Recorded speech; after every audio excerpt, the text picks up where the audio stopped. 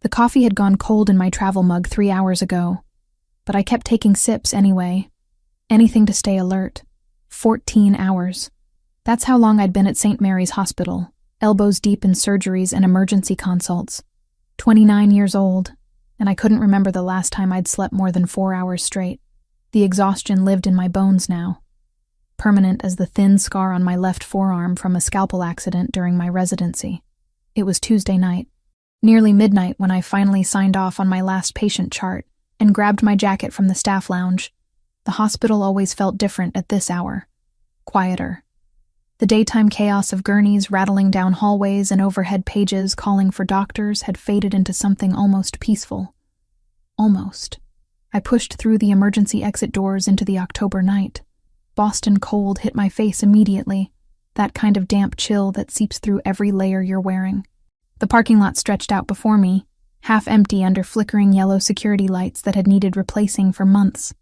I'd parked in the back corner near the maintenance shed because I'd arrived at 6 that morning when the closer spots were already taken by the night shift nurses. My Honda waited for me in the distance, a faithful companion that had seen better days. The paint was faded. There was a dent in the passenger door from where someone had hit me in a grocery store parking lot 2 years ago, and the check engine light had been on for 3 months. But it ran. That was all that mattered. I made it halfway across the asphalt before I realized I'd forgotten my umbrella in the lounge. Again. I was always forgetting things lately. Keys, my phone, to eat lunch. The small details that normal people remembered without thinking. The sky opened up without warning. Rain came down in sheets so thick I could barely see 10 feet ahead. October in Boston meant weather that changed its mind every 5 minutes. Sunshine to downpour in the span of a heartbeat. I started running, keys jangling in my jacket pocket, scrubs already soaked through. The fabric clung to my skin, cold and uncomfortable. Water ran down my neck, into my collar, down my spine. My sneakers slapped against wet pavement. That's when my shoe caught on something. Maybe a crack in the asphalt. Maybe just my own clumsiness after being on my feet for 14 straight hours. My ankle twisted. I went down hard. The impact knocked the wind out of me. My knees slammed into concrete first, then my palms scraped against rough asphalt as I tried to catch myself. Pain shot up my legs, sharp and immediate. My scrubs tore at the knees. I felt skin split, felt the sting of cuts opening. I stayed there, kneeling in a puddle in an empty parking lot at midnight. Rain pouring down my neck and soaking through my hair. My hands burned where I'd scraped them. My knees throbbed. And something inside me just broke. Not broke like a bone snapping. Broke like a dam finally giving way after holding back too much pressure for too long. I cried. Not the quiet, dignified kind of crying you do in bathroom stalls between surgeries when you lose a patient. Not the controlled tears you let slip when you're alone in your car after a particularly hard day. The ugly kind. The kind that comes from somewhere deep in your chest and claws its way out whether you want it to or not. Sobs that hurt my ribs. Tears that mixed with rain until I couldn't tell which was which. My whole body shook with it. 2 years. It had been 2 years since I lost her. Maria Grimaldiro. 62 years old. Scheduled mitral valve repair. Routine as these procedures go. I'd done it dozens of times before. The surgical team had gone over every detail that morning. Her charts were perfect. No red flags. No concerning history beyond the valve issue we were there to fix. Everything went according to plan until it didn't. Sudden cardiac arrest. No warning. No reason that made sense. Her heart just stopped responding. One moment the monitors were beeping steadily, showing normal rhythm. The next, the flatlined scream that every surgeon dreads. I did everything right. I shocked her. Once. Twice. 3 times. Administered every drug in the book. Epinephrine. Atropine. Pushed them myself when the nurses weren't fast enough. Started chest compressions until my arms burned and sweat dripped into my eyes despite the cold of the operating room. The attending physician took over when I started losing my grip. My hands were shaking too badly. We tried for 40 minutes. 40 minutes of fighting for her life while her body gave up piece by piece. While the color drained from her skin, and the monitors kept screaming that awful flatline sound that would haunt me forever. She died on my table, under my hands, while I was supposed to be saving her. The hospital review board cleared me, called it an unforeseeable complication, acute myocardial infarction secondary to undiagnosed coronary artery disease that hadn't shown up on any of her pre-surgical scans. Not my fault, they said. Nothing I could have done differently, they assured me. Statistics supported them. Sometimes patients just died. Sometimes hearts gave out for reasons no one could predict. Sometimes the best surgeon in the world couldn't save someone whose time had simply come. But that didn't matter. None of the logic mattered. None of the statistics or review board findings or reassurances from colleagues changed the fundamental truth. I still saw her face every time I closed my eyes. Still felt the weight of her not breathing. Still heard the flatline in my dreams. Still woke up at 3 a.m. replaying every decision I'd made in that operating room, searching for the moment I could have done something different. I'd saved 43 patients since Maria died. 43 hearts that kept beating because I knew exactly where to cut, where to stitch, how to repair what was broken. I'd performed complex procedures that other surgeons wouldn't attempt, saved people who shouldn't have survived, built a reputation as one of the best cardiothoracic surgeons at St. Mary's despite being younger than most of my colleagues. But none of that erased her. Maria Grimaldiero, 62. Mother. Someone's whole world, gone because I couldn't save her. Eventually the rain slowed. My knees screamed in protest when I finally stood up. Blood seeped through the torn fabric of my scrubs, mixing with rainwater. I limped to my Honda, fumbled with the keys because my hands wouldn't stop shaking, and collapsed into the driver's seat. Water dripped from my hair onto the upholstery. My hands left bloody streaks on the steering wheel. I sat there for a long time, engine off, just breathing, just trying to remember how to be a person instead of a broken thing kneeling in a parking lot. The drive home took 20 minutes. I lived in a small apartment in Dorchester, 1 bedroom, barely furnished. I'd moved there after my parents died in that car accident when I was 19. Just me and Tyler now, my little brother. Though at 23, he wasn't so little anymore. He had his own place near Boston University where he was finishing his economics degree. We talked maybe once a week, texted more often than that. He was the only family I had left. The only person in the world who remembered what our mom's laugh sounded like. Who knew that our dad used to make terrible jokes at the dinner table. Who understood what it felt like to lose everything at once and have to keep living anyway. I parked in my assigned spot, grabbed my purse, trudged up 3 flights of stairs because the elevator was broken again. My apartment smelled stale when I opened the door. I'd forgotten to take out the trash before my shift, had forgotten to open windows, had forgotten to do a lot of things because my brain was too full of other people's hearts to remember my own life. I stripped off my wet scrubs in the bathroom, examining my scraped knees in the mirror. They'd need cleaning. Probably bandages. I stood under a scalding shower until my skin turned pink, and the water finally ran clear instead of tinged with blood. Put on an old sweater that had belonged to my dad and leggings that had holes in them. Made chamomile tea that I didn't drink. It sat on the coffee table, steam rising into the darkness of my living room. I curled up on my secondhand couch, wrapped in a blanket that smelled like the lavender detergent I always used. Stared at the wall until 3 a.m. Sleep wouldn't come. It never did when the guilt got this bad. At 3:15 I gave up, grabbed my laptop from the coffee table and opened it. The screen's blue light hurt my eyes in the darkness. My fingers moved on autopilot, typing the same search I'd typed every week for the past 2 years. Maria Grimaldiero obituary. The page loaded. I read it again even though I'd memorized every word by now. Every comma. Every capital letter. Maria Teresa Grimaldiero, 62 of Boston, passed away unexpectedly on October 15th. Beloved mother of Lucas. Devoted friend to many. Known for her generous spirit and warm heart.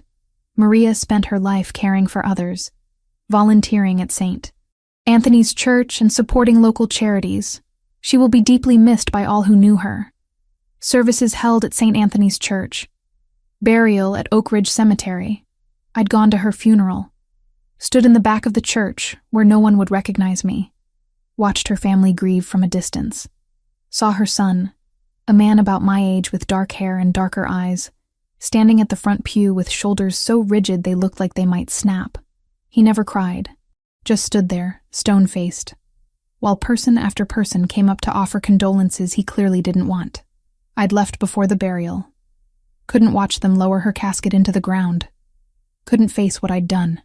But tonight, staring at that obituary for what felt like the 100th time, something shifted. The address of Oak Ridge Cemetery was listed at the bottom, 40 minutes outside Boston. I'd known it was there all along, but I'd never gone. The thought formed slowly, like dawn breaking after a long night. I could go. Right now. Before my shift started at 8. I could see where she was buried. Maybe say the apology I should have said 2 years ago. Maybe find some small piece of peace. I didn't let myself think about it too long. Thinking led to talking myself out of things. To finding reasons why it was a bad idea. To staying paralyzed in guilt forever. I changed into jeans and a clean sweater, wincing as the fabric brushed against my scraped knees. Grabbed my jacket, shoved my phone and keys into my purse. Left my apartment without looking back. Boston was quiet at 4 a.m. A different city than the one I knew during daylight hours. Streetlights reflected off wet pavement, creating pools of yellow light in the darkness. A few other cars drove past. A man walked his dog on the sidewalk. The world felt suspended, waiting for the sun. I stopped at a 24-hour grocery store on my way out of the city. The fluorescent lights inside were painfully bright after the darkness. An exhausted cashier barely looked at me as I paid for the first flowers I saw. White lilies.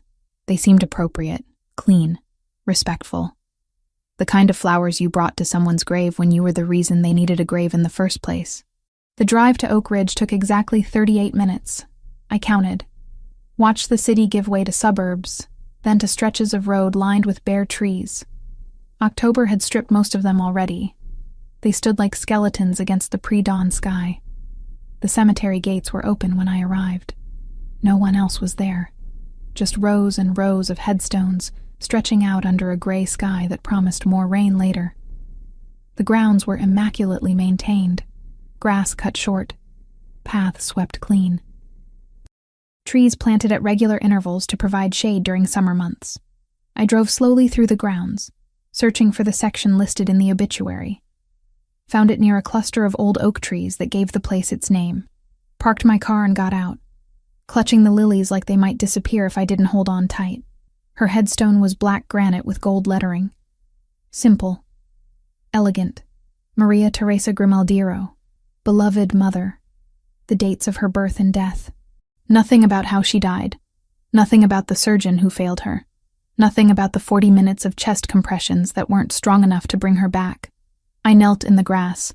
It was wet and cold, soaking through my jeans immediately. I didn't care. The pain in my scraped knees flared up again, but I ignored it. "I'm sorry," I whispered. My voice cracked on the words. "I'm so sorry I couldn't save you." The words hung in the air, inadequate, pathetic, but they were all I had. I pulled dead leaves away from the base of the headstone, arranged the lilies carefully in the bronze vase built into the stone, traced the letters of her name with my fingertips, feeling the grooves carved into granite.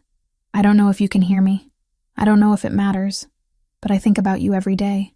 I've saved so many people since you died, 43, but none of them erase what happened.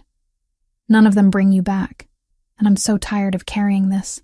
I stayed there until the sun started to rise, until the sky turned from black to gray to pale orange at the edges, until my knees went numb and my hands were frozen and my tears had dried into salt tracks on my cheeks.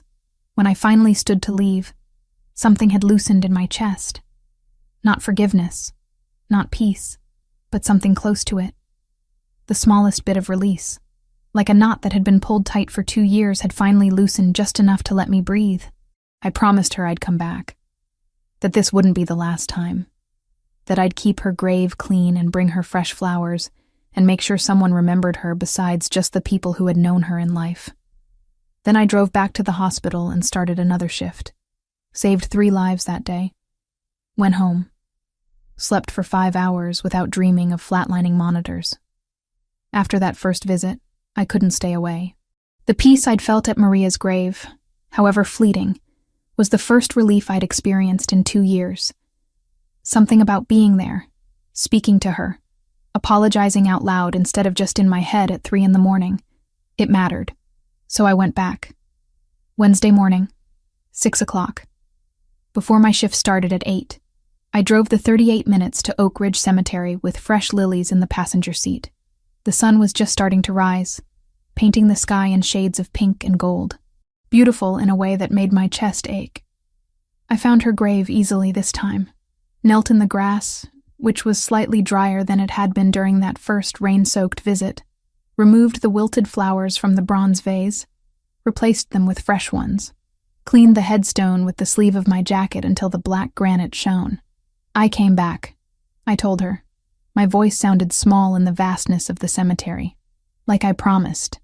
I stayed for 20 minutes, long enough to feel that same loosening in my chest. Then I drove to the hospital and performed 2 surgeries that day. Both patients survived. The following Wednesday, I went again. Same time. 6 a.m. This time I brought pink roses because the grocery store had run out of lilies. I told Maria about a particularly difficult surgery I'd done the day before. A 70-year-old man with triple bypass. He'd made it through. Would probably see his grandchildren graduate high school. I wish I could have done that for you, I whispered. Wish I could have given you more time. By the 3rd week, it had become something I needed. A ritual that grounded me. Every Wednesday at dawn, I'd wake before my alarm, shower quickly, grab coffee from the machine in my apartment building's lobby, and drive. The 40-minute commute became meditation. Time to breathe before the chaos of the hospital consumed me. I varied the flowers, white lilies, pink roses, yellow carnations. Once, purple irises because they reminded me of my mother's garden when I was a child. I'd clean the headstone, arrange the blooms, talk to Maria about my week, about patients I'd saved, about the ones I couldn't, about the exhaustion that never quite left my bones. It helped. More than I'd expected. The guilt didn't disappear, but it became something I could carry instead of something that crushed me. Megan Foster noticed the change first. We'd gone through surgical residency together, ended up at St. Mary's around the same time. She was an orthopedic surgeon, brilliant with bones and joints. We'd grab coffee in the hospital lounge between shifts, decompress together after particularly brutal days. It was during one of those coffee breaks, 3 weeks after I'd started visiting the cemetery, that she cornered me. Okay, what's going on with you? Megan set her mug down on the table between us, her dark eyes studying my face with the same intensity she probably used to examine x-rays. I looked up from my phone where I'd been reading through patient notes. What do you mean? You seem different. Less tense. You're actually sleeping, I can tell. The circles under your eyes aren't as dark. She leaned forward, elbows on the table. Did you start therapy? New medication? Find religion? I laughed despite myself. None of the above. Then what? Because whatever it is, keep doing it. You look more like yourself than you have in months. I wanted to tell her. Almost did. But how could I explain that I'd been visiting the grave of a patient I'd lost 2 years ago? That I'd turned it into a weekly ritual? It sounded obsessive. Maybe it was obsessive, but it was helping. So I wasn't about to stop. Just working on some stuff, I said vaguely. Trying to take better care of myself. Megan raised an eyebrow but didn't push. That was one thing I appreciated about her. She knew when to let things go. Well, whatever you're doing, it's working. You even smiled at that annoying attending yesterday. Thought I was hallucinating. Dr. Patterson is not that bad. He asked you to recheck sutures on a surgery you'd already done perfectly because he was bored and wanted something to critique. He's exactly that bad. She picked up her mug again, took a long sip. You coming to the fundraiser gala next month? The hospital's big donor event? Probably not. You know I hate those things. Come on, Hannah. Free food, open bar. You can leave after an hour and no one will notice. I'll think about it. She gave me a knowing look that said she didn't believe me for a second, but let it drop. We finished our coffee, headed back to our respective departments. I had a valve replacement scheduled for 2 that afternoon. The 4th Wednesday, I brought white roses. It was early November now, cold enough that I could see my breath in the air. I'd worn a heavier jacket, wrapped a scarf around my neck. The cemetery was beautiful in autumn, trees ablaze with red and orange leaves, the morning mist hanging low over the grounds. I went through my routine, removed old flowers, placed new ones, wiped down the headstone, settled into the grass despite the cold seeping through my jeans. Getting close to the anniversary, I told Maria, 2 years since you died, since I failed you. I don't know if it gets easier. Everyone says time heals, but I think maybe it just teaches you how to live with the scars. A bird sang somewhere nearby. The wind rustled through the oak trees. Otherwise, silence. I stayed longer than usual that morning. Almost 40 minutes. Didn't want to leave. There was something peaceful about this place. Something that let me breathe in a way I couldn't anywhere else. When I finally stood to go, my legs had gone stiff from sitting in the cold. I stretched, wincing as my knees protested. Turned to walk back to my car. That's when I saw the SUV. Black, expensive looking. Parked about 50 yards away near another cluster of graves. I hadn't noticed it when I'd arrived. Must have pulled up while I was lost in conversation with Maria's headstone. I didn't think much of it. Other people visited loved ones here. Of course, there would be other cars. I climbed into my Honda, started the engine, let it warm up for a minute before pulling away. The next Wednesday, it rained. Torrential downpour that started the moment I stepped out of my apartment building. I stood there holding my keys, looking up at the dark sky, debating whether to skip my visit for the first time since I'd started, but I knew I wouldn't. Couldn't. Breaking the routine felt wrong, like I'd be failing Maria all over again. So I grabbed my jacket with the hood, the one that was supposedly waterproof but leaked at the seams, and drove to the cemetery anyway. The rain was so heavy I could barely see the road, had to slow to 30 miles an hour on the highway. What should have been a 38-minute drive took almost an hour. I'd stopped at a different grocery store this time, one that was open early. They didn't have my usual flowers. I ended up with pink roses. Not my first choice, but they'd have to do. The cemetery was deserted when I arrived. Of course it was. Any sane person was home in bed, not driving through a storm to talk to a headstone. But I'd stopped pretending I was sane about this a while ago.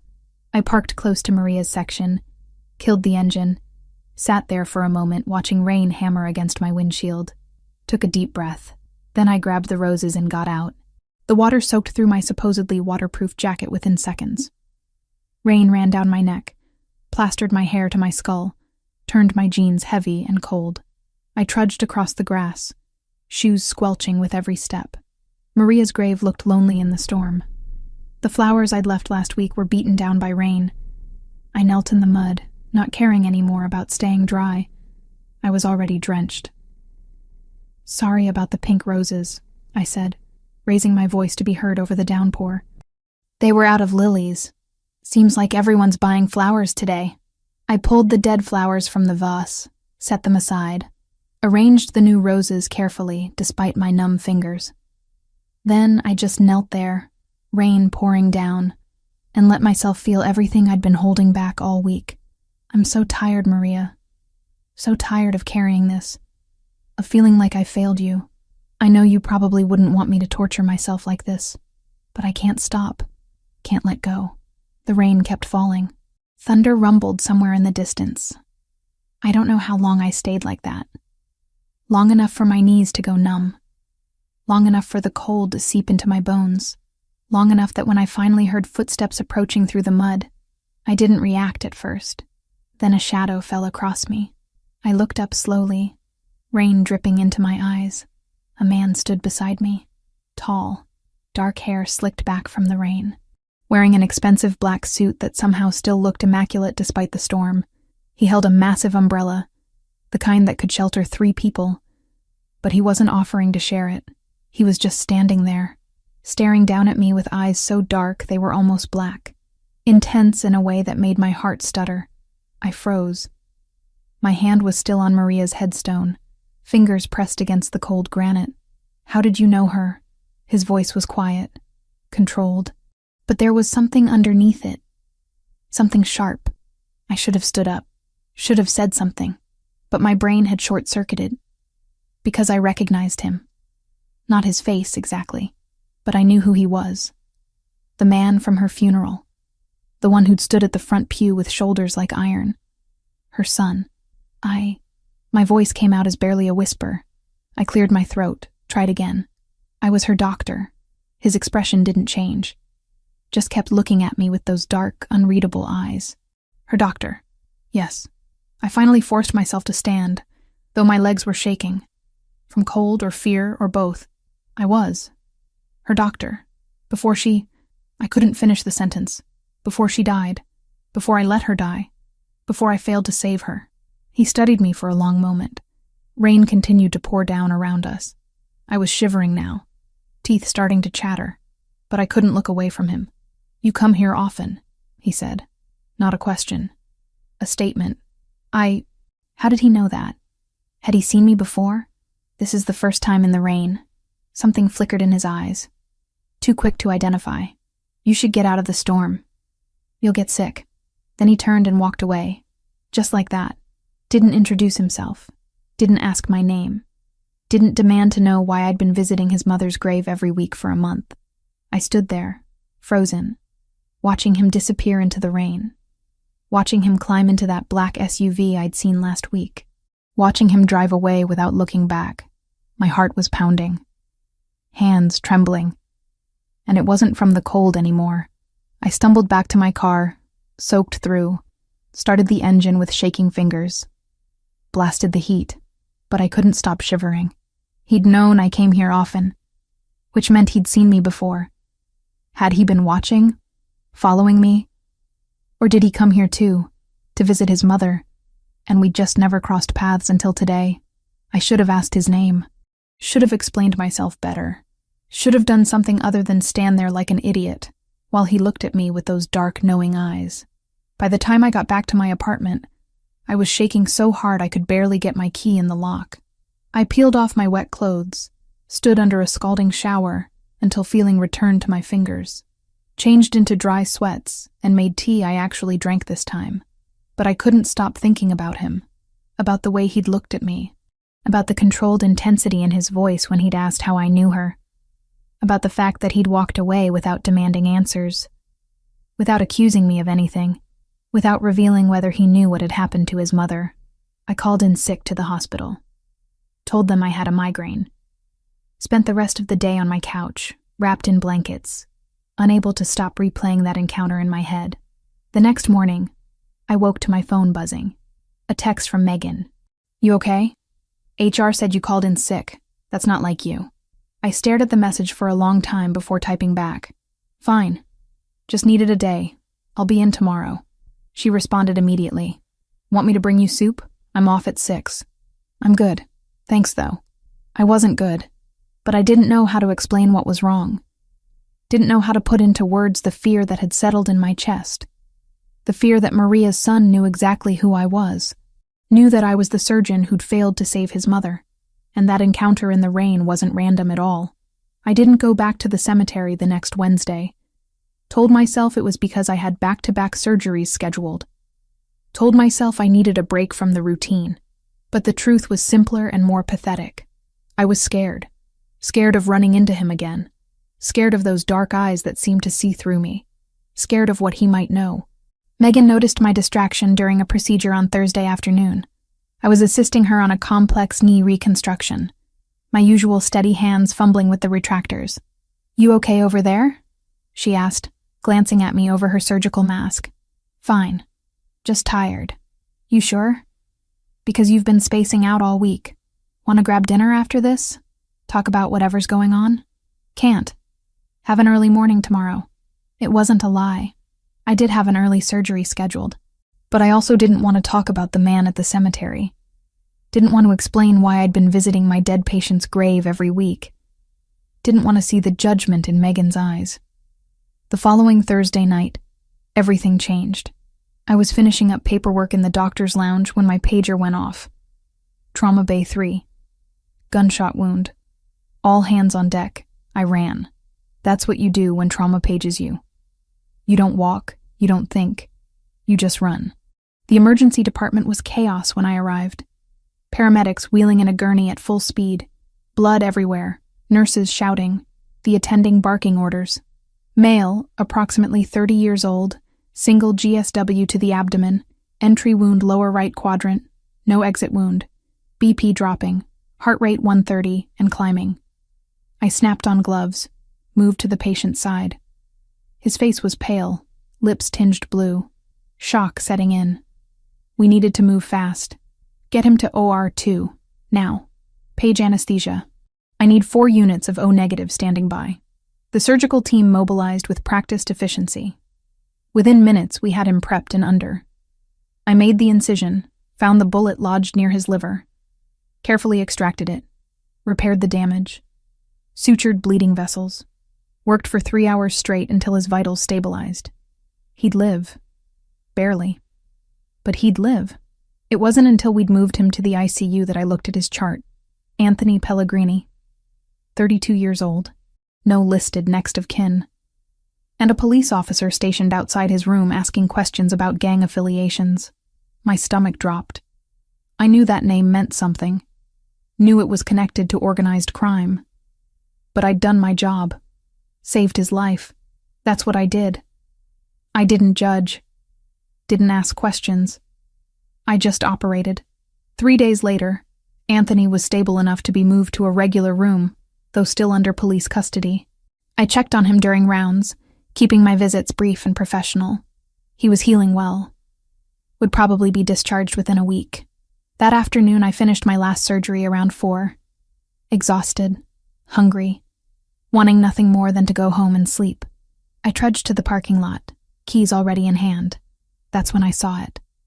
The black SUV, parked right next to my Honda. The same one from the cemetery. My heart stopped. Then started pounding double time. I slowed my pace, debating whether to turn around and go back inside, call security, do something other than walk straight toward the vehicle I knew belonged to him. But then the driver's side door opened. He stepped out. Same expensive suit, same dark eyes, same presence that made the air feel heavier. "Dr. Collins," he said. Not a question. He knew my name. I froze 5 feet away from my car. "How do you know who I am?" "I make it my business to know things." He closed the distance between us in 2 strides. Not threatening, just direct. "We need to talk." "About what?" "About Anthony. My cousin. The man you operated on 3 days ago." Of course. Of course Anthony was related to him. Because my life had apparently decided to become a series of increasingly uncomfortable coincidences. "Your cousin is doing well. He should make a full recovery." "I know. I've been getting updates from the nursing staff." He studied my face with that same intensity I remembered from the cemetery. "You saved his life. That's my job. Not all doctors would have worked as hard on someone like Anthony. Someone the police were waiting to arrest the moment he woke up. I treat all my patients the same. Mr. Grimaldiro. Lucas Grimaldiro." The name hit me like a physical blow. Maria's son. I'd known it, of course. But hearing him say it out loud made it real. "I see you remember," he said quietly. "Your mother. I was there when she—" I couldn't finish the sentence. "I know. I looked into it after I saw you at her grave. Found the surgical records. Read the review board findings. Understood what happened." My throat closed up. He knew. He knew I was the surgeon who'd failed to save his mother. And now he was standing in front of me in a hospital parking lot, talking about how I'd saved his cousin. "I'm sorry," I whispered. "I'm so sorry about your mother." "Why do you go there? Every Wednesday morning? Why do you visit her grave?" "Because I failed her. Because I think about her every single day. Because I need to apologize even if she can't hear me." Lucas was quiet for a long moment. Then, unexpectedly, he said, "She didn't suffer." "What?" "When she died. You told me that at the cemetery. That it was quick, that she didn't suffer." His jaw tightened. "I was in Chicago when it happened. Business trip I couldn't postpone. By the time I got back, she was already gone. I never got to say goodbye. Never got to thank her for everything she did for me. I've been carrying that guilt for 2 years. That's not the same as... Isn't it? You blame yourself for not saving her. I blame myself for not being there. We both carry something we can't fix. He pulled something from his jacket pocket. A business card. Black with gold lettering. Just a phone number. If you ever need anything, Dr. Collins, anything at all, call me. Why would I need to call you? Because you saved my cousin's life when you didn't have to. Because you visit my mother's grave every week and bring her flowers. Because people who do those things deserve to have someone looking out for them. He pressed the card into my hand. Thank you. For trying to save her. For not giving up. Then he turned and walked back to his SUV. Got in. Drove away. Left me standing there holding a business card and trying to process what had just happened. He'd thanked me. The son of the woman I'd failed had just thanked me. I got in my car, hands shaking, and just sat there for a long time. The card felt heavy in my palm. I should throw it away. Should want nothing to do with Lucas Grimaldiro or his family or whatever world they operated in that involved cousins getting shot in police custody. But I didn't throw it away.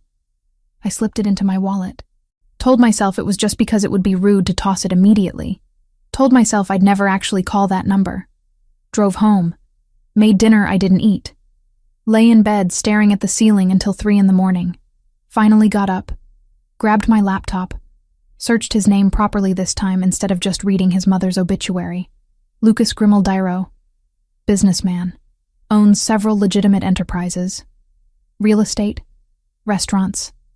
Import-export. But underneath the surface, whispers. Connections to organized crime.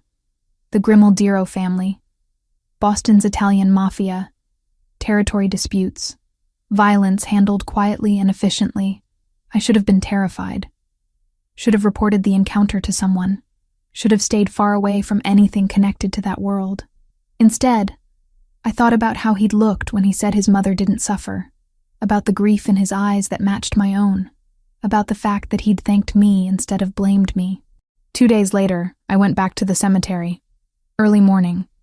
Gray sky threatening rain. I brought white roses this time and knelt in front of Maria's grave like I always did. Your son came to see me, I told her. Lucas, he's not what I expected. He thanked me. Even though I couldn't save you, he thanked me. The wind rustled through the oak trees. A bird called somewhere in the distance. I don't know what to do with that, I admitted. Don't know what any of this means. But I wanted you to know, your son is a good man, despite everything else. He's good. I stayed for 20 minutes, then drove to the hospital and started another day of surgeries. Saved 2 lives, lost none. The card stayed in my wallet. I didn't call, but I didn't throw it away either. Lucas called me 2 days later. I was in the middle of reviewing post-operative reports when my cell phone rang. Unknown number. I almost didn't answer, but something made me pick up. Dr. Collins. It's Lucas Grimaldiro. His voice on the phone sounded different. Softer. Less guarded than it had been in the parking lot. Mr. Grimaldiro. I set down my pen, heart already racing. Is something wrong with Anthony? Anthony's fine. Being discharged tomorrow, actually. Against medical advice, but that's his choice. A pause. I was calling to see if you'd have dinner with me. Tonight, if you're free. I should have said no. Should have made an excuse about being on call or too busy or literally anything else. But instead, I heard myself say, where? There's a restaurant in the North End. Bellinati. Do you know it? I can find it. 7 o'clock. I'll have a table reserved under my name. He hung up before I could change my mind. I sat there staring at my phone, wondering what I'd just agreed to. Megan cornered me in the lounge 20 minutes later. Okay, you've been weird all week and now you're smiling at your phone. What's going on? Nothing. Just a dinner. A dinner? She raised both eyebrows. With who? Someone I met recently. Hannah Collins has a date. Alert the media. She grinned. Good for you. When's the last time you went on an actual date? 2 years? It's not a date, just dinner. Right, just dinner with someone who makes you smile at your phone. She grabbed her coffee. Wear something nice. And text me when you get home so I know you're alive. I didn't tell her who the dinner was with. Didn't tell her anything else. Just finished my shift, went home, and stood in front of my closet for 20 minutes trying to decide what to wear. Eventually settled on black pants and a cream sweater. Simple, professional, not trying too hard. I left my hair down, put on minimal makeup, grabbed my jacket and keys.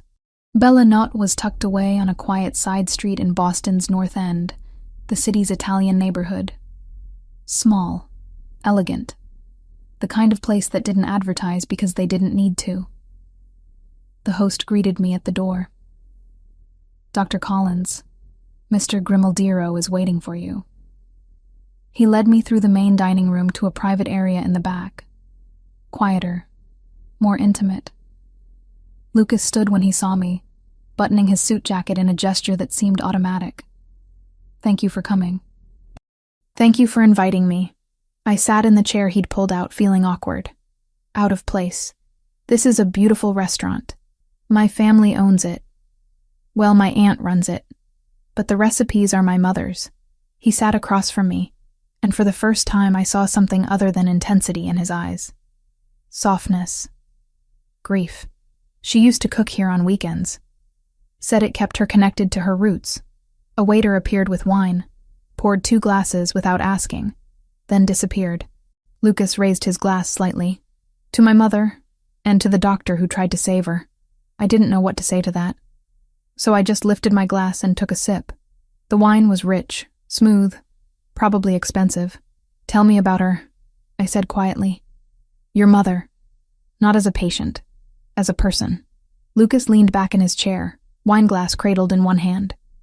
She was stubborn. Refused to slow down even when her health started declining. Said she had too much to do. Too many people who needed her. He smiled slightly. She volunteered at the church, organized food drives for homeless shelters, made sure every kid in the neighborhood had Christmas presents. She sounds wonderful. She was the best person I knew. The only one who could make me feel human despite... He trailed off, seemed to reconsider his words. "Despite the life I lead." What life is that exactly? One you probably shouldn't be part of, Dr. Collins. "Hannah. If we're having dinner, you can call me Hannah." "Hannah." He tested my name, the syllables careful on his tongue. "My family is complicated. Has been for generations. The legitimate businesses are real, the restaurant, the real estate holdings. But there are other enterprises. Ones I inherited when my father died 10 years ago. You're talking about organized crime. I'm talking about power. Territory. Obligations I can't walk away from even if I wanted to." His dark eyes met mine. "Which is why I shouldn't have asked you here. Why you should probably finish your wine and leave. But you did ask, and I came. So maybe tell me why." He was quiet for a long moment. The waiter returned with food I didn't remember ordering. Pasta with fresh herbs. Bread that smelled like heaven. We both served ourselves in silence. "My mother talked about you," Lucas finally said. Not by name, but she mentioned the young female surgeon who was assigned to her case. Said you had kind eyes, that you explained everything carefully. Made her feel safe. My throat tightened. I wish I could have saved her. So do I. But that's not why you're here. He set down his fork. You come to her grave every week. Bring her flowers. Clean the headstone. You saved my cousin when you could have let him die on that operating table and no one would have questioned it. You don't judge. Don't demand anything. You just... care. Is that so unusual? In my world? Yes. He picked up his wine glass again. I haven't connected with anyone since she died. Haven't wanted to. But then I saw you kneeling in the rain talking to her grave and something shifted. Lucas, I don't know what you're expecting from this dinner, but I'm not expecting anything. Just wanted to share a meal with someone who understands what it's like to carry guilt you can't put down.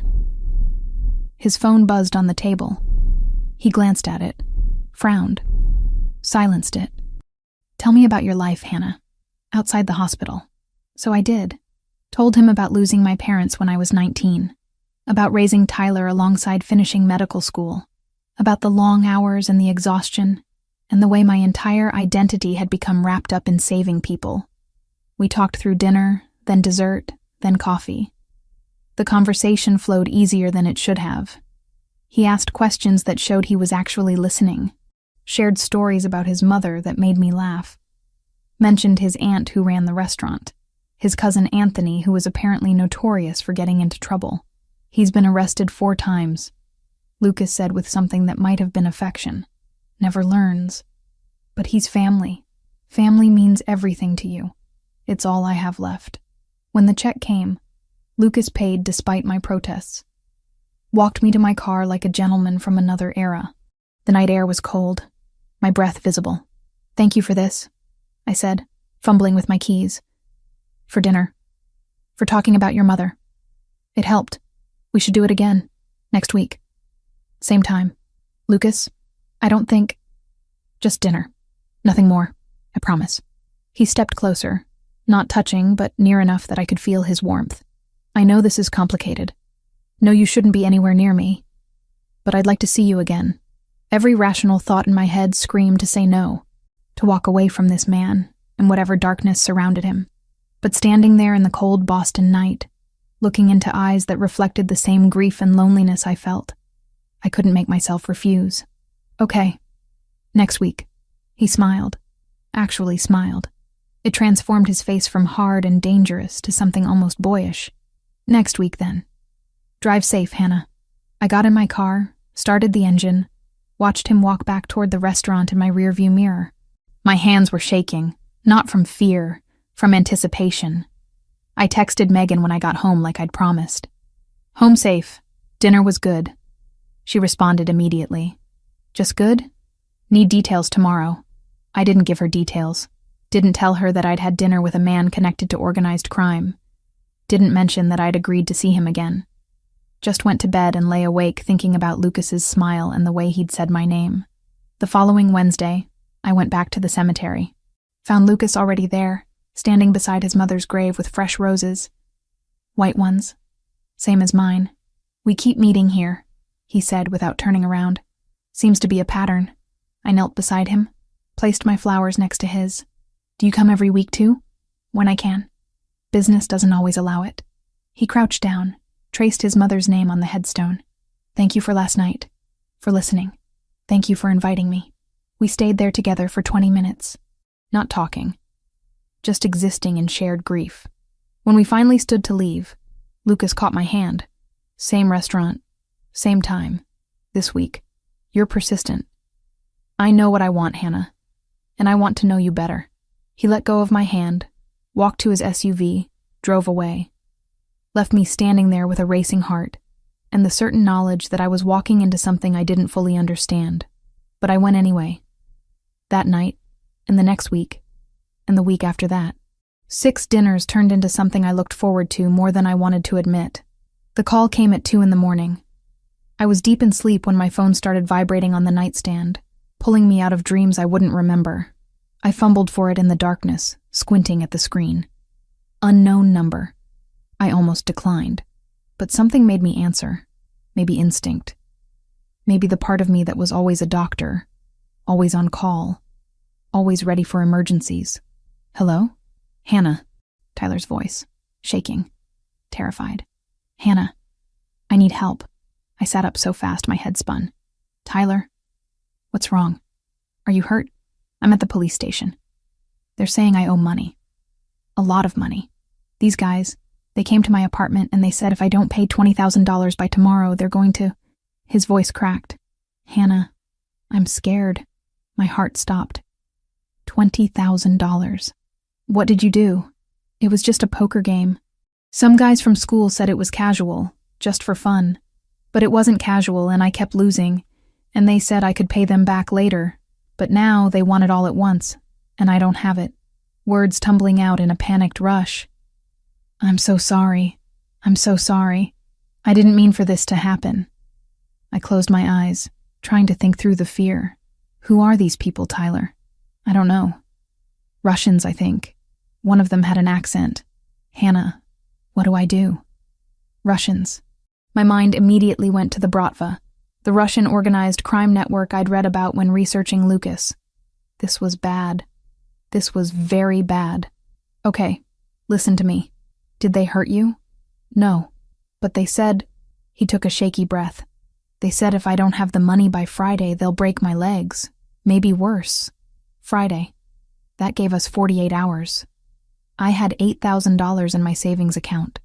Money I'd been putting aside for years, barely scraping by to save anything at all. The bank wouldn't give me a loan. I'd already tried for a car loan last year and been denied due to my student debt. I didn't have family with money. Didn't have anyone I could ask for help. Except I did. I had Lucas's card in my wallet. Had kept it there for 5 weeks now, telling myself I'd never use it. Stay at the police station until they kick you out. Then go straight home and lock your door. Don't open it for anyone. I'll figure something out. Hannah, I'm so sorry. I know. Just stay safe. I'll call you in a few hours. I hung up. Sat there in the darkness of my bedroom with my heart pounding and my hands shaking. $20,000. 48 hours. My little brother's legs, maybe his life. I pulled out my wallet. Found Lucas's business card, black with gold numbers. Stared at it for a long time. It was 3 a.m. Insane to call anyone at this hour, but Tyler's terrified voice kept echoing in my head. I dialed before I could change my mind. Lucas answered on the second ring. His voice was alert. No trace of sleep. Hannah, I'm sorry to call so late. I need help. The words came out strangled. It's my brother. He's in trouble. Where are you? Home. But Tyler's at the police station in Cambridge. He got mixed up in a gambling debt with some Russians, and they're threatening to hurt him if he doesn't pay $20,000 by Friday. Silence on the other end. Then, I'll be at your apartment in 20 minutes. Text me the address. Lucas, I can't ask you to. You're not asking. I'm offering. Send me the address. He hung up. I sat there holding my phone, wondering what I'd just done. But Tyler's safety mattered more than my pride or my fear of owing Lucas Grimaldiro. I texted him my address, then scrambled to make myself presentable, changed out of my pajamas into jeans and a sweater, pulled my hair into a ponytail, paced my living room for 18 minutes until headlights appeared outside my building. The black SUV parked in front. Lucas climbed out, still in a suit despite the hour. I buzzed him up, opened my apartment door before he could knock. Thank you for coming. He stepped inside, taking in my small apartment with a single sweeping glance. Tell me everything. So I did. Told him about Tyler's call, the poker game, the threats. Lucas listened without interrupting, his expression growing darker with each detail. How much can you cover yourself? He asked when I finished. 8,000. That's all I have saved. I'll handle the rest. Lucas, I can't just take $12,000 from you. You're not taking it. You're accepting help. He pulled out his phone, made a call, spoke in rapid Italian to whoever answered, then hung up and looked at me. The debt will be cleared by noon tomorrow. Tyler's safe. I felt my knees go weak. Just like that? Just like that. He moved closer, close enough that I could see the concern in his dark eyes. But Hannah, you need to understand something. These people don't forget. Even with the debt paid, your brother needs to stay away from any kind of gambling. Anything that could put him back on their radar. He will. I'll make sure of it. Good. Lucas hesitated, then reached out and tucked a strand of hair behind my ear. The gesture was so gentle it made my breath catch. You should have called me sooner. I didn't want to owe you anything. You don't owe me. This is what people who care about each other do. They help. His hand lingered near my face. But if it makes you feel better, we can call it even for you saving Anthony's life. This is worth way more than that surgery. To me, Anthony's life is priceless. So yes, we're even. He stepped back, professional distance returning. Get some sleep. Call your brother in the morning and tell him everything's handled. And Hannah? Yes? No more poker games. Make sure he understands that. I will. Thank you, Lucas. I don't know how to... You don't need to thank me. Just let me take you to dinner tomorrow night. Same place, same time. I nodded, too overwhelmed to speak. He left without another word, his footsteps echoing down the stairwell. I locked my door and collapsed onto my couch, shaking with relief and something else. Something that felt dangerously close to trust. I called Tyler at 7 a.m, told him the debt was cleared, that he was safe, that he needed to promise me he'd never gamble again. He cried, promised, thanked me over and over. How did you get the money? He asked. I have a friend who helped. What kind of friend has $12,000 just lying around? The kind who owns restaurants and real estate. Don't worry about it. Hannah, I'll pay you back. I swear. As soon as I graduate and get a job, I'll pay back every cent. Just focus on graduating. And Tyler, stay away from poker games. Stay away from anything that even looks like trouble. I will. I promise. I love you. I love you too. That night, I met Lucas at Bella Knott as promised. He was already seated when I arrived. Wine poured, a slight smile on his face when he saw me. Tyler's okay? He asked as I sat down. Shaken up, but okay. He wants to meet you. To thank you. That's not necessary. It is to him. You saved his life, Lucas. Or at least saved him from having his legs broken. I made a phone call. That's all. He sipped his wine. The bratva won't bother him again. I made sure of it. I wanted to ask how. Wanted to know what kind of power Lucas wielded that he could make Russian mobsters back off with a single phone call. But I was also afraid of the answer. I need to find a way to pay you back. I said instead. No, you don't. $12,000, Lucas. That's not nothing. To me, it is. He leaned forward. Hannah, I don't want your money. What I want is for you to stop carrying everything alone. You take care of everyone. Your patients, your brother. But who takes care of you? I manage. You shouldn't have to just manage. His hand covered mine on the table. Warm. Solid. Let me help carry some of the weight. That's all I'm asking. I looked down at our hands. At the way his fingers curled around mine like it was the most natural thing in the world. At some point in the past 5 weeks, this had stopped being just dinners with the son of a patient I'd lost. This had become something else. Something deeper and more complicated. I'm falling for you, I whispered. And I don't know if that's a good idea. Probably not. His thumb traced circles on my palm. But I'm falling for you too. Have been since I saw you kneeling in the rain at my mother's grave. Lucas, your world is dangerous. I'm a surgeon. I save lives. I don't know how to exist in a place where people get shot and debts are paid with threats. You don't have to exist in that world. I keep it separate. Always have. He squeezed my hand. But I won't lie to you, Hannah. Being with me comes with risks. People will know you're connected to me. That makes you a potential target. Then maybe we should stop this. Before it goes any further. Is that what you want? I looked into his eyes. Saw the same loneliness and grief I carried. Saw someone who understood loss in a way most people couldn't. Saw a man who'd dropped everything to help my brother in the middle of the night without asking for anything in return. No, I admitted. That's not what I want. Then let's stop overthinking this. Let's just be two people who found each other in a cemetery and decided that maybe grief doesn't have to be carried alone. We had dinner. Talked about everything except the debt and the danger.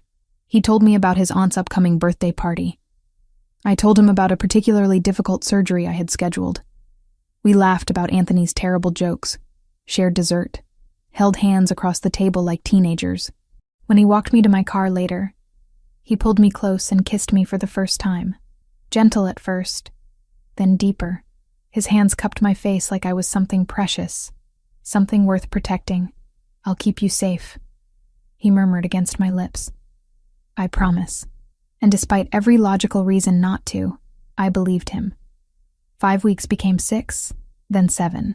Our dinners continued twice a week. Wednesday mornings at the cemetery became something we shared, standing side by side in front of Maria's grave, sometimes talking, sometimes silent. I met his Aunt Rosa, who ran Bella Knott and squeezed my cheeks while declaring I was too skinny. Met more of his family at a birthday party where everyone spoke rapid Italian and no one asked what I did for a living. Megan finally cornered me about it during a particularly long surgery. We were 4 hours into a triple bypass, the patient stable, our hands moving in practice synchronization. So are you going to tell me about this mystery man you've been seeing for 2 months? She asked over the beeping monitors. There's nothing to tell. You're glowing, Hannah. You smile now. You actually took a personal day last week. That's not nothing. His name is Lucas. We met at a cemetery. He's complicated. Complicated how?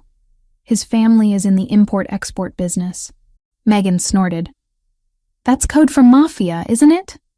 My hands paused for a fraction of a second. What makes you say that? Because I have eyes and a brain. The expensive restaurants.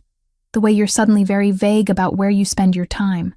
The fact that your brother's gambling debt mysteriously disappeared. She glanced at me over her surgical mask. I'm not judging. I'm worried. You don't need to worry. Hannah, these people are dangerous. He's not dangerous. Not to me. How do you know? Because he held my hand when I couldn't sleep. Because he listened when I talked about Maria without judgment. Because when I'd shown up at his apartment one night after losing a patient, he just pulled me into his arms and let me cry without asking questions. I just do, I said. We finished the surgery in silence. The patient survived, would probably walk out of the hospital in a week. Another life saved. Another tally mark on my redemption scorecard. But that night, everything changed. I was leaving the hospital around 9 when Lucas called. His voice was different. Tense in a way I'd never heard before. Hannah, I need you to do something for me. Don't ask questions. Just do exactly what I say. My stomach dropped. What's wrong? There's been an incident. One of my men was shot. He can't go to a hospital without police getting involved. I need your help. Lucas, I can't perform surgery outside a hospital. That's illegal. I could lose my license. I know what I'm asking. And I wouldn't ask if there was any other option. His voice cracked slightly. It's my aunt's son, Rosa's boy. He's 19, Hannah. If he doesn't get help in the next hour, he's going to die. Rosa, the woman who'd called me too skinny and fed me until I couldn't move. Whose laugh filled Bellinata every night. Who'd lost her husband 5 years ago and lived for her children. Where are you? He gave me an address in Quincy. Bring whatever medical supplies you can carry. I'll have everything else you need. I hung up, stood in the parking lot trying to decide if I was about to throw away my entire career. My license. My ability to practice medicine. Everything I'd worked for since I was 19 years old and decided to become a doctor. But Rosa's face kept appearing in my mind. Her kindness. The way she'd welcomed me into their family without hesitation. I went back inside. Grabbed supplies from the emergency stockroom, filling a surgical kit with everything I might need for a gunshot wound. Antibiotics, sutures, local anesthetic, surgical tools. Anyone who checked would know what I'd taken. But I'd worry about that later. I used my attending badge to sign out the kit under the trauma cash umbrella, standard in mass casualty overflow, so if pharmacy audited the drawers, the pull would read as a legitimate standby restock.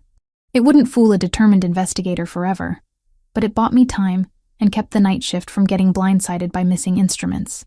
The drive to Quincy took 25 minutes. The address was a house on a quiet street. Lights on inside, an SUV parked in the driveway. Lucas met me at the door before I could knock. Thank you for coming. Show me the patient.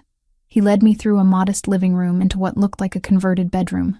The boy, and he was just a boy despite being 19, lay on a table covered in plastic sheets. His face was pale, lips tinged blue, shock setting in fast. What's his name? I asked, setting down my kit. Marco. He's losing a lot of blood.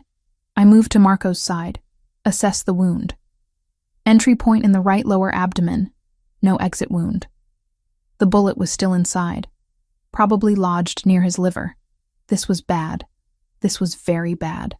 I need everyone out except Lucas. And I need better light. The room cleared. Lucas positioned lamps around the makeshift operating table. I scrubbed my hands in a nearby sink, snapped on gloves, took a steadying breath. This is going to be rough. I've never operated outside a hospital before. If something goes wrong, I trust you, Lucas said simply. I made the incision. Found the bullet fragment lodged dangerously close to the hepatic artery. Carefully extracted it with forceps, my hand steady despite my racing heart. Repaired the damage to surrounding tissue. Checked for internal bleeding. Sutured layer by layer. 2 hours. It took 2 hours of the most intense surgical work I'd ever done. When I finally stepped back, Marco's color had improved. His vitals were stabilizing. He needs antibiotics, monitoring. If he develops a fever or shows any signs of infection, he needs a real hospital. He'll have round-the-clock care. I'll make sure of it. Lucas's hand settled on my shoulder.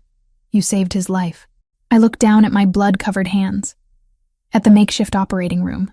At the illegal surgery I'd just performed. I violated every ethical code I've ever sworn to uphold. You saved a 19-year-old kid who made a stupid mistake. What mistake? What happened to him? Territory dispute. Wrong place, wrong time. Lucas guided me to a bathroom. Helped me wash the blood off. The people responsible will be dealt with. What does that mean? It means you don't need to worry about it. His hands were gentle as he cleaned blood from my fingers. I keep that part of my life away from you. I always will. Lucas, I just performed illegal surgery on a gang member. I'm already involved. No, you're a doctor who saved a life, that's all. But we both knew it wasn't that simple. I'd crossed a line tonight, used my medical skills to help Lucas's organization, became complicit in whatever world he operated in. When we left the house 2 hours later, after I'd checked on Marco one final time and given detailed care instructions, I was exhausted, shaking. Lucas drove me back to my car at the hospital, his hand finding mine across the center console. "I'm sorry I put you in that position," he said quietly. "Will this happen again? I'll do everything in my power to make sure it doesn't." "That's not a no." "No, it's not." He pulled into the hospital parking lot, killed the engine, turned to face me. "Hannah, if you want to walk away from this, from me, I'll understand. What I'm asking you to be part of is complicated and dangerous and unfair." I thought about Rosa, about Marco, barely older than Tyler, about Lucas's hands cleaning blood from mine with such care, about Maria's grave and shared grief, and the way he'd saved my brother without hesitation. "I'm not walking away," I heard myself say, "but I need you to promise me something. Anything. No more lies. If something's happening, if there's danger, you tell me. I'm either in this or I'm not. I can't be half in." Lucas cupped my face in his hands, kissed me hard. "Desperate. You're in. All the way in. And I'll do everything I can to keep you safe."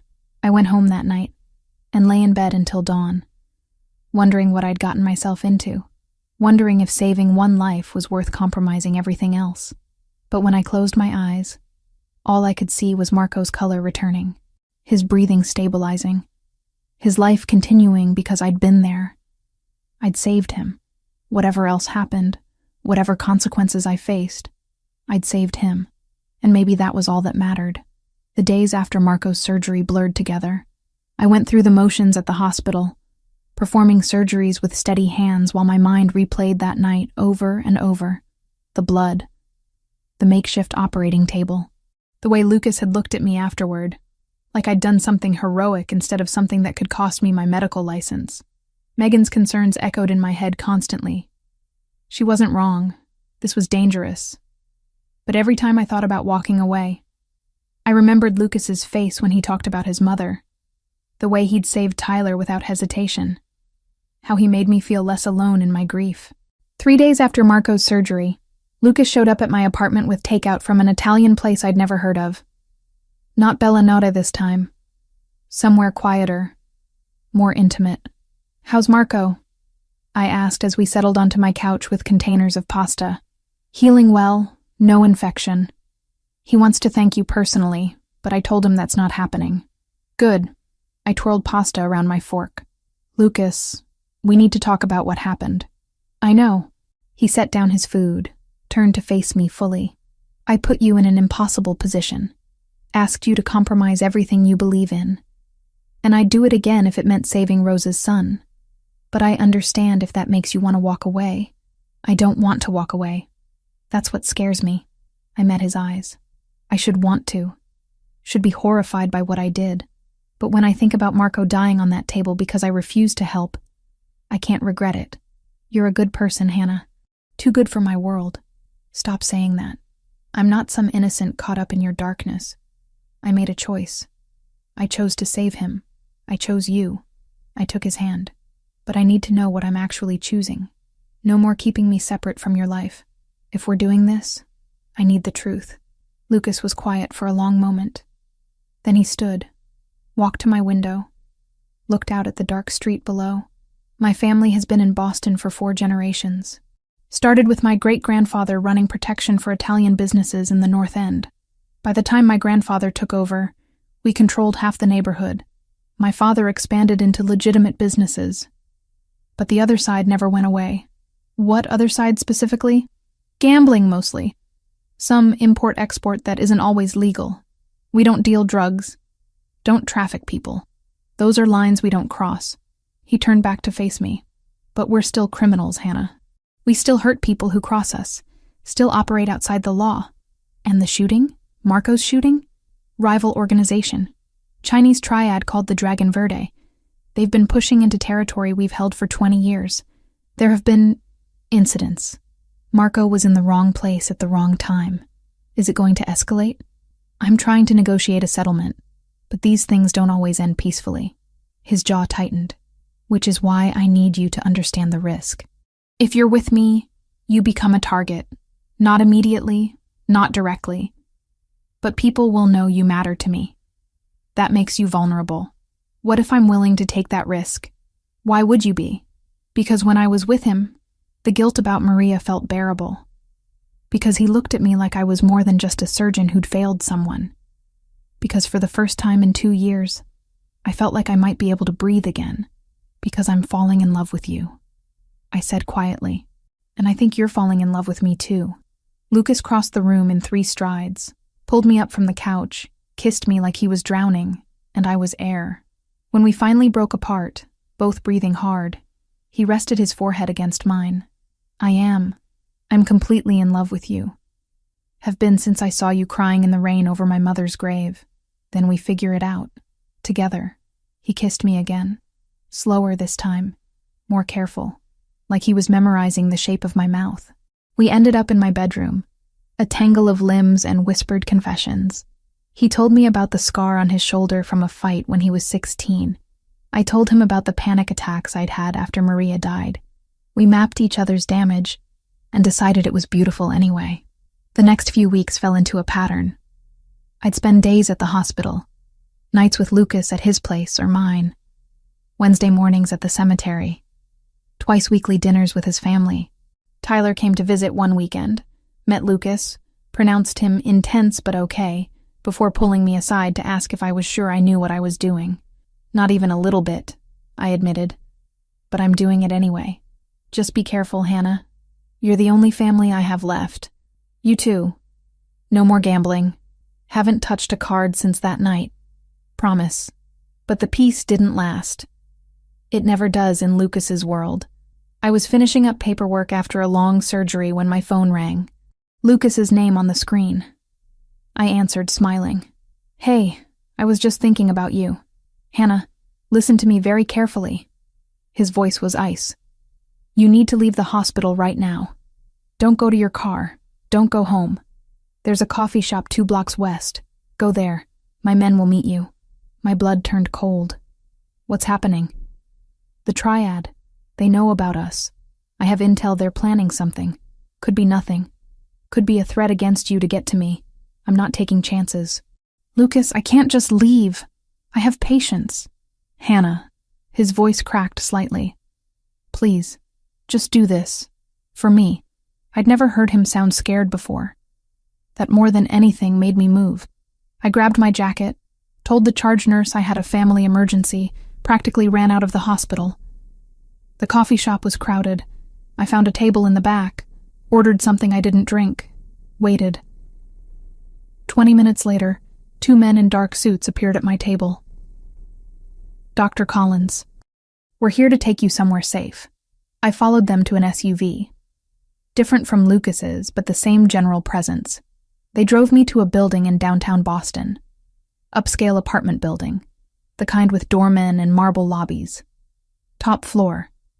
They led me inside. The apartment was huge. Floor-to-ceiling windows overlooking the city. Sleek, modern furniture. And Lucas, pacing near the windows with his phone pressed to his ear, speaking rapid Italian. He saw me. Ended the call immediately. Crossed the room to pull me into his arms. You're okay. I'm fine. What's going on? The triad made a move against one of my shipments. 3 of my men are dead. And they left a message. He pulled back, his face grim. They know about you. Sent photos of you leaving the hospital. Said they'd take what matters to me unless I back off their territory. My stomach dropped. They're threatening to kill me. They're threatening to try. They won't succeed. He cupped my face. You're staying here until this is resolved. This is my private apartment. No one knows about it except my most trusted people. You'll be safe. He'd already looped a friendly detective who only cared that I stayed alive long enough to testify if anything ever touched my side of the line. No threats, no leverage. Just the pragmatic understanding that keeping me breathing served everyone. For how long? However long it takes. Lucas, I can't just disappear. I have surgeries scheduled, patients depending on me. I'll have Megan Foster notified. We'll say you had a family emergency. Needed to leave town for a week. You can't just upend my entire life. I can, and I will if it keeps you alive. Steel in his voice now. This is not negotiable, Hannah. You stay here, under guard, until the threat is eliminated. And how do you plan to eliminate it? His eyes went dark. However, I need to. I understood what he meant. He was going to kill them. The men threatening me would die, and Lucas would be the one to make it happen. How many? I whispered. How many what? How many people are you going to kill? As many as it takes. I should have been horrified, should have run screaming, but standing there in his arms, knowing these people wanted to hurt me, to hurt him, all I felt was grim acceptance. This was his world. This was the price of loving him. Promise me something, I said. Anything. Promise me you'll come back. That you won't die trying to protect me. I promise. He kissed my forehead. I'll always come back to you. He left 20 minutes later with 6 armed men. Left me in that glass tower with 2 guards stationed outside and instructions not to leave for any reason. I stood at the windows watching the city lights, wondering how many of those lights would go dark tonight because of me. The wait was torture. Hours stretched into an eternity. I called Tyler, told him I was fine but couldn't talk long. Tried to sleep, but couldn't. Just paced the apartment like a caged animal. My phone rang at 3 a.m. Lucas's name. It's done, he said. Exhaustion in every syllable. You're safe now. How many? Silence. Then, 7. The triad leadership is gone. The rest will fall in line or scatter. Either way, they won't come after you. 7 people dead. Because of me. Because I'd fallen in love with a man whose world solved problems with bullets. I'll be there in 20 minutes, Lucas said. Stay put. When he arrived, there was blood on his shirt. Not a lot. Just a spatter across the collar that he'd missed when cleaning up. He looked exhausted. Haunted. Like he'd aged 10 years in one night. I should have been afraid of him. Should have seen a killer. But all I saw was a man who'd done terrible things to keep me safe. Come here, I said. He came. Let me hold him. Let me clean the blood from his collar with a damp cloth. Let me be the thing that reminded him he was still human. I'm sorry, he whispered into my hair. I'm so sorry you're part of this now. I chose this. Chose you. I pulled back to look at him. But Lucas, we can't keep doing this. I can't live waiting for the next threat. The next war. The next time you have to kill people to protect me. I know. I'm working on changing things. Making the business more legitimate. It takes time, but I'm trying. How much time? A year, maybe 2, but I'll get us there. I promise. His hands framed my face.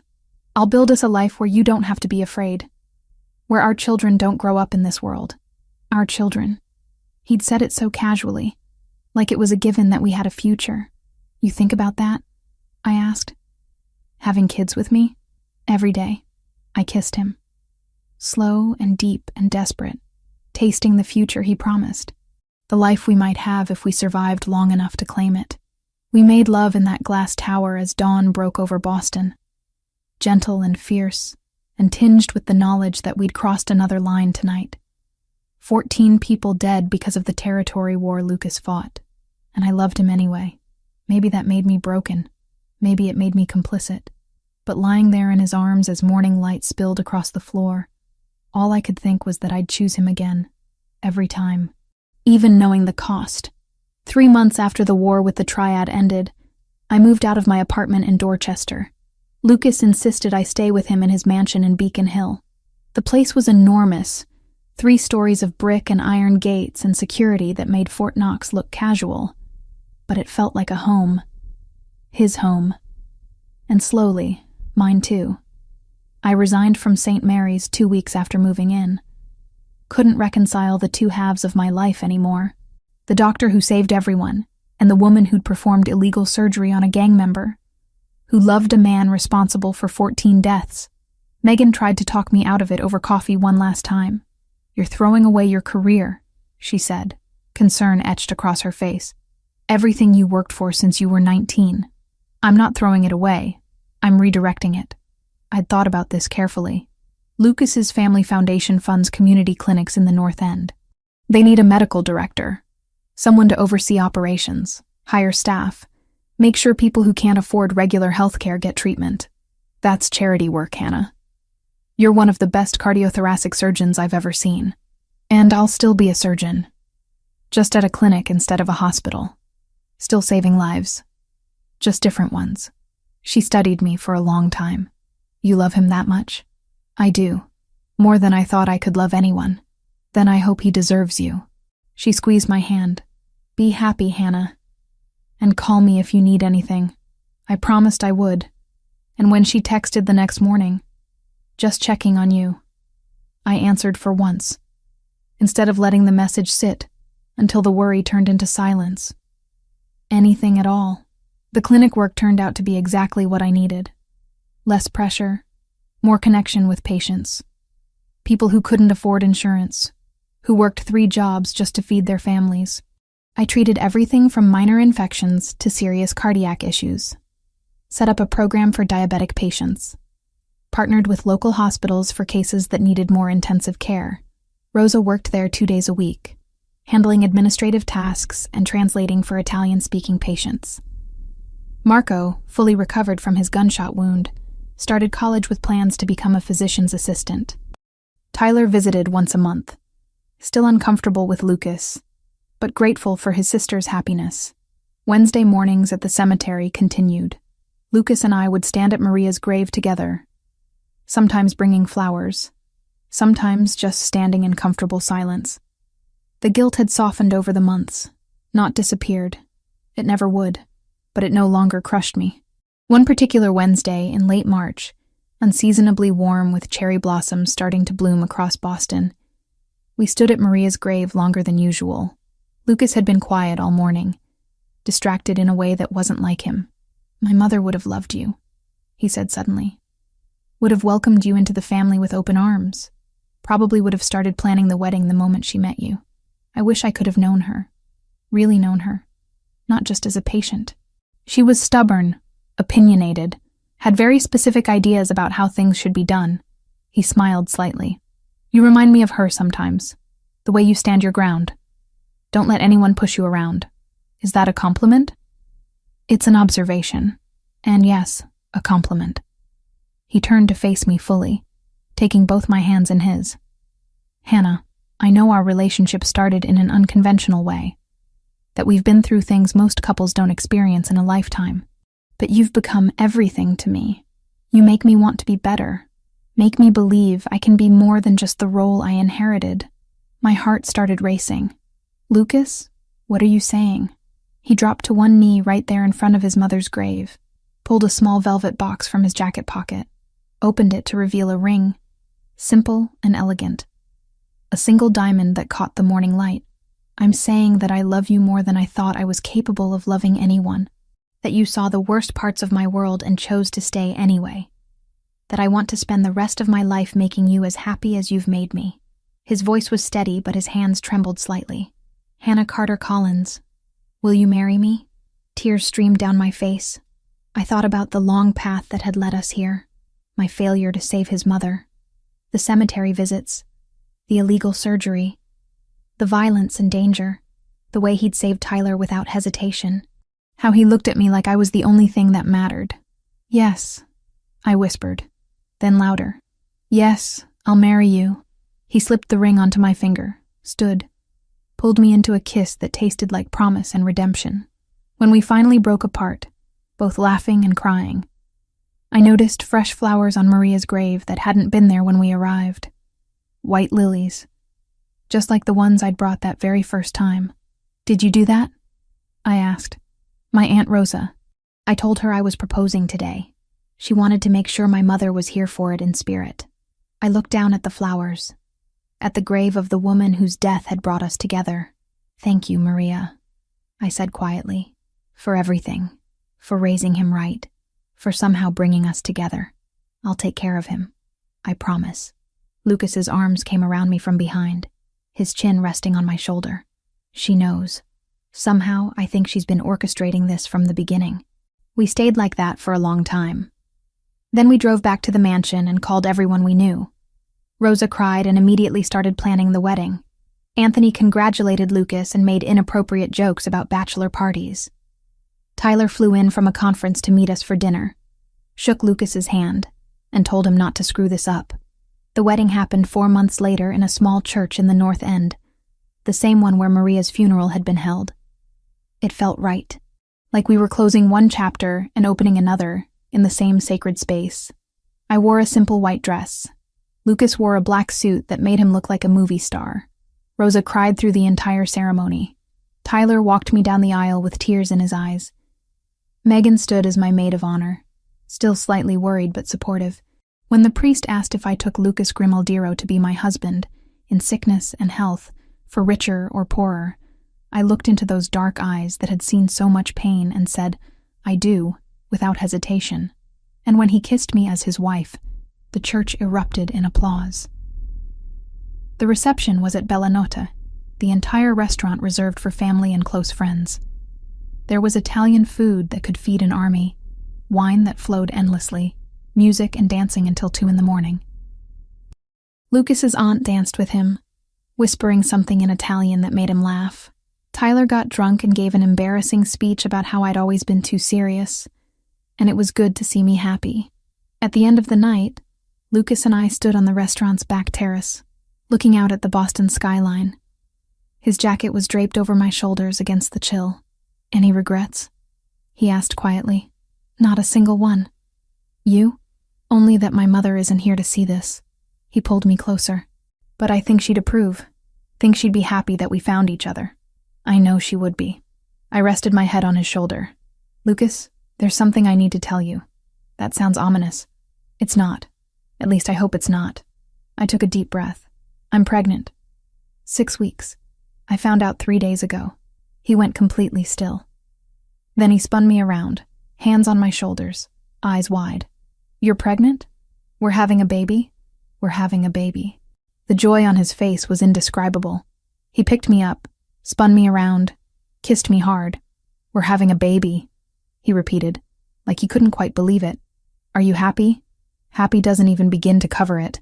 He set me down gently, one hand moving to rest on my still flat stomach. "A baby. Our baby. I know the timing isn't perfect.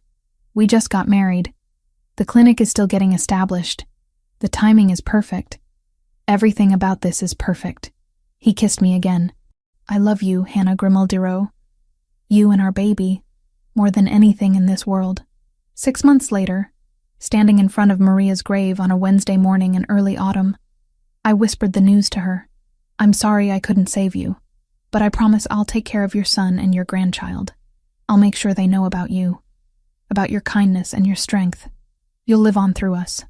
Lucas knelt beside me, his hand covering mine on the headstone. "Thank you, Mama," he said quietly, "for everything, for teaching me what love looks like, for somehow bringing Hannah into my life, for giving me the chance to be better than I was."